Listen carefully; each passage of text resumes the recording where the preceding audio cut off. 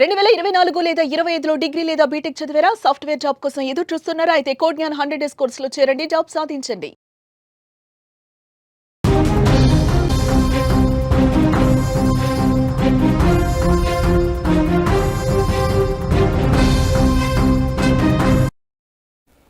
Asia cup గెలిచిన trophy లేని celebrations. SSC chief Naqvi నుంచి భారత జట్టు ట్రోఫీ తీసుకోలేదు.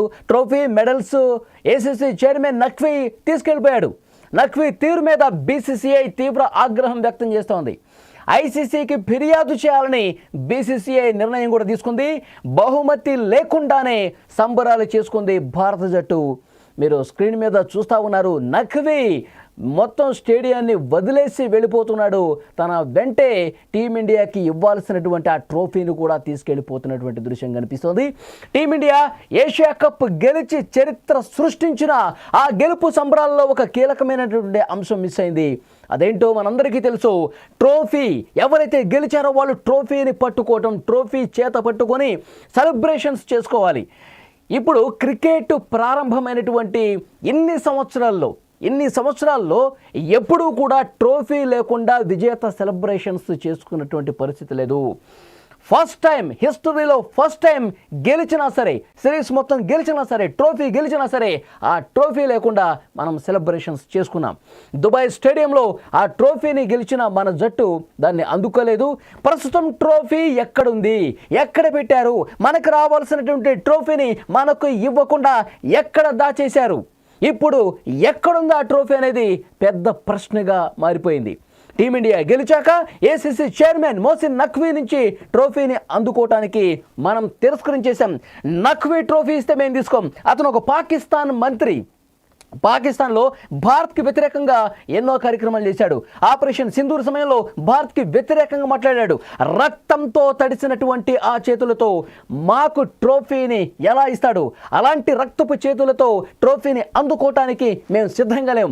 మీరు వేరే ఎవరికైనా ఆ ట్రోఫీని అప్పగించి మాకు ఇప్పించండి, మేము తీసుకుంటాం. పాకిస్తాన్ మంత్రి చేతుల మీదుగా మేము తీసుకోము, ససేమిరా అని చెప్పాము. భీష్మించుకొని ఒక పక్కకి నిలబడి ఉన్నాం.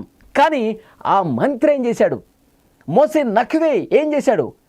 నేను ఇస్తేనే వాళ్ళు తీసుకోవాలి, నేను ఏసీసీ చైర్మన్గా ఉన్నా, నేను ఇక్కడే ఉంటాను, నేను కదలను, వేరే వాళ్ళతో కూడా నేను ఇప్పించను, నేనే ఇవ్వాలి, నా చేతుల మీదకి ఇవ్వాలని చెప్పి అలాగే మొండోడుగా స్టేజ్ మీద అక్కడే నిలబడ్డాడు. ఎటు కదలలేదు. మనం కూడా అదే విధంగా ఉన్నాం. అతను ఇస్తే మేము తీసుకోము, అతను పాకిస్తాన్ మంత్రి, భారత్కి వ్యతిరేకంగా అతను మాట్లాడాడు అని మనం కూడా ట్రోఫీ తీసుకోకుండా ఉన్నాం. అసలు యాక్చువల్గా ఏం జరగాలి? సరే, అతను ఇస్తే మనం తీసుకోకూడదు, కానీ అక్కడ మిగతా దేశాల ప్రతినిధులు ఉన్నారు కదా, వాళ్ళతో ఇప్పించవచ్చు కదా. భారతదేశానికి ట్రోఫీ మిగతా దేశాల ప్రతినిధులు అక్కడ చాలామంది ఉన్నారు, వాళ్ళతో ఇప్పిస్తే చాలా ప్రశాంతంగా జరిగి ఉండేది. కానీ అలా జరగల. ఆ ట్రోఫీని నేను మాత్రమే ఇవ్వాలని చెప్పి అతను ఆ విధంగా నిలబడ్డాడు. వెయిట్ చేశాడు. మనం కూడా చాలా స్ట్రిక్ట్గా ఉన్నాం, స్ట్రైట్గా చెప్పాం తీసుకోమని. అట్నుంచటే ఆ ట్రోఫీ తీసుకుని పారిపోతూ ఉన్నాడు. స్టేడియం నుంచి ఏ విధంగా వెళ్ళిపోతున్నాడో మీరు స్క్రీన్ మీద చూడొచ్చు. బీసీసీఐ తీవ్రమైనటువంటి ఆగ్రహం వ్యక్తం చేసింది. మేము తీసుకోలేదు అంటే వేరే విధంగా మాకు ఇప్పించాలి. కష్టపడి గెలిచినటువంటి మా జట్టుకు దక్కాల్సినటువంటి ఆ ట్రోఫీని మీరు ఏ విధంగా తీసుకెళ్ళిపోతారు? మేము తీసుకోలేదంటే మీరు మీ హోటల్ రూమ్కో, మీ ఇంటికో, మీ దేశానికో తీసుకెళ్ళిపోమని కాదు. వేరే తరహాలో ప్రత్యామ్నాయ మార్గాల్లో మాకు రావాల్సినటువంటి ట్రోఫీని మాకు అప్పగించాలి. ఇప్పుడు ఆ ట్రోఫీ ఎక్కడున్నదని కూడా పెద్ద చర్చ జరుగుతోంది. ఇతను ఎక్కడ పెట్టాడు ఆ ట్రోఫీ? పాకిస్తాన్కి తరలించుకుపోయాడా? మేమే ఆ ట్రోఫీని గెలిచాము, భారత్ తీసుకోలేదు కాబట్టి ఇక ఆ ట్రోఫీ మాదే, ఆ ట్రోఫీ మాకు దక్కాల్సిన ట్రోఫీ అని చెప్పి వాళ్ళు పాకిస్తాన్లో ఉన్న సంబరాలు చేసుకోవడానికి ఆ ట్రోఫీని తీసుకుపోయారా? లేదంటే మోసిన్ నఖ్వీ ఆ ట్రోఫీని తన ఇంట్లో ఏమైనా దాచేసుకున్నాడా? ఎవరికీ అర్థం కావట్లేదు. ఐసీసీకి మనం కంప్లైంట్ చేయాలని చెప్పి ఆలోచన చేస్తూ ఉన్నాం. నవంబర్లో జరిగే అంతర్జాతీయ క్రికెట్ కౌన్సిల్ సమావేశంలో ఈ విషయంపై ఫిర్యాదు చేస్తామని నఖ్వీని ఏసీసీ పదవి నుంచి తొలగించేందుకు ప్రయత్నం చేస్తామని కూడా బీసీసీఐ చెప్తోంది. ఫైనల్గా ట్రోఫీ లేకుండానే భారత ఆటగాళ్లు ఎంత ఉత్సాహంగా సెలబ్రేట్ చేసుకున్నారో మీరు చూశారు. గత 2 రోజులుగా సెలబ్రేషన్స్ ఏ స్థాయిలో మనం చేసుకున్నాం, కష్టపడి సాధించినటువంటి ఆ ట్రోఫీ మన చేతుల్లోకి రాకపోయినా ఆ ట్రోఫీ మనతోనే ఉన్నట్టుగా మనం ఊహించుకొని గొప్పగా సెలబ్రేషన్ చేసుకున్నాం. ఇంకా ఉత్సాహంగా ఎడిట్ చేసి ఒక ట్రోఫీని చేత్తో పట్టుకున్నట్టు మన ప్లేయర్స్ అందరూ కూడా సంబరాలు చేసుకున్న పరిస్థితి. పాకిస్తాన్ మంత్రి ఏసీసీ చైర్మన్గా ఉన్నాడు, పీసీబీ చైర్మన్గా ఉన్నాడు. అతని చేతులతో తీసుకోవటం ఇష్టం లేక మనం ఈ విధంగా సెలబ్రేషన్ చేసుకున్నాం. కానీ వాడికి బుద్ధి ఉండాలి కదా.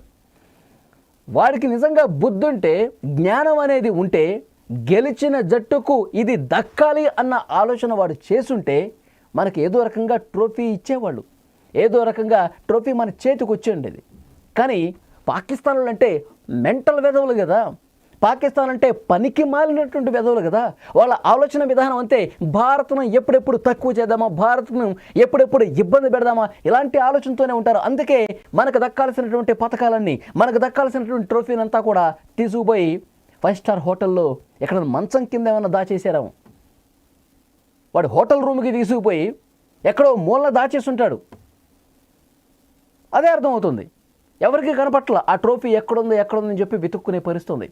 ఐసీసీ కూడా చాలా సీరియస్గా ఉన్నట్టుగా తెలుస్తోంది. నఖ్వీ వ్యవహరించిన తీరు మీద ఆగ్రహం వ్యక్తం చేసినట్టుగా సమాచారం వస్తుంది. బీసీసీఐ కూడా కంప్లైంట్ ఇచ్చిన నేపథ్యంలో మరి ఎలాంటి సీరియస్ యాక్షన్ తీసుకుంటారు?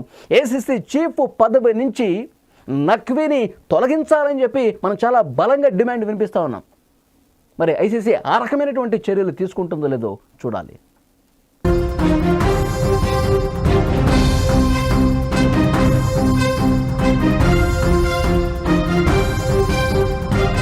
సుమన్ టీవీలో మీ పర్సనల్ అండ్ బిజినెస్ ప్రమోషన్స్ కోసం కింది నెంబర్కి కాంటాక్ట్ చేయండి.